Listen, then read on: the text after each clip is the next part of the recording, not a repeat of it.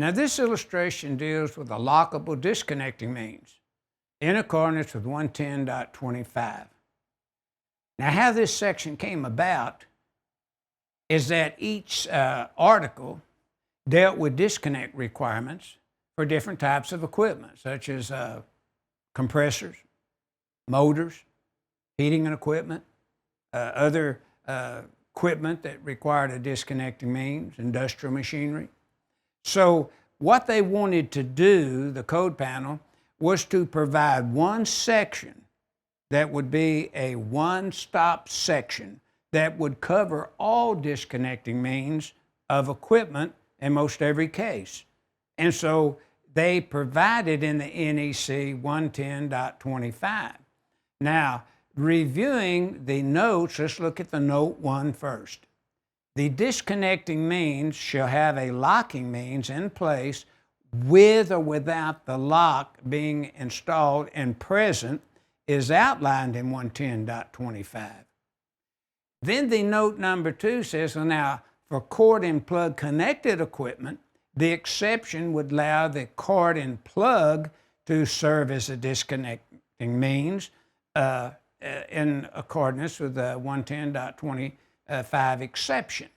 Now, note 3 says the cord and plug connection locking provisions shall not be required to remain in place with or without the lock being installed in accordance with the exception. But basically what they're saying, if I can unplug the equipment and have the attachment cap under my control at all time, that's okay. If that's not, I can't do that, then I could put it in a basket, lock it up, and tag it out, and then nobody could plug it in while I'm working. So that's basically what that exception to 110.25 is talking about. And then you notice we have a piece of flex that is from the controller to the motor, and we have your section 348.60. And under certain conditions, we need to pull an equipment ground inside that flex, you know, if it's over 6 foot. But most all designers now pull an equipment ground, is what I'm finding in every circuit. They want an equipment ground to back up whatever metal conduit, flexible metal conduit, whatever. And 250.118 of the code has the means to provide a grounding scheme. 250.119 gives the identification or the color coding of the insulation on the grounding means if it's present. The controller there is sized by 430.83A1, and it has to be equivalent to the horsepower of the motor.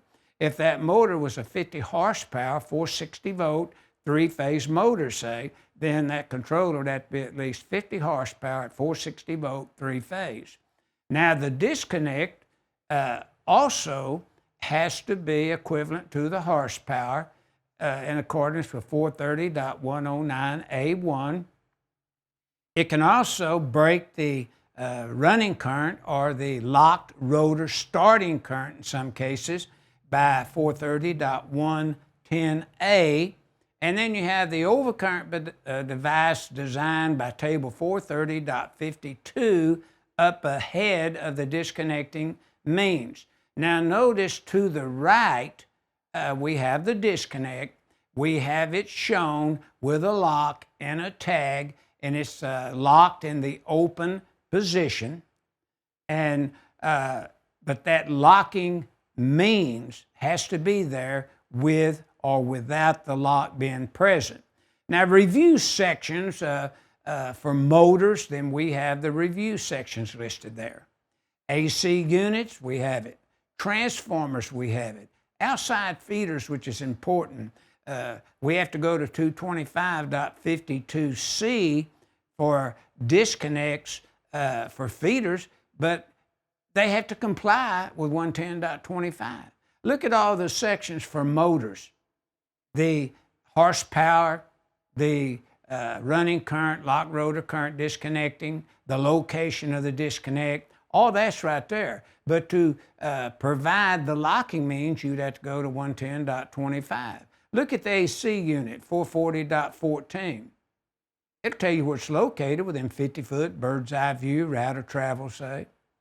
But it's still, the disconnect has to meet 110.25, the same for transformers. So 110.25, that section in the NEC represents where a lockable disconnect is always required to disconnect and provide an isolation of the equipment in accordance with NFPA 70E Article 120.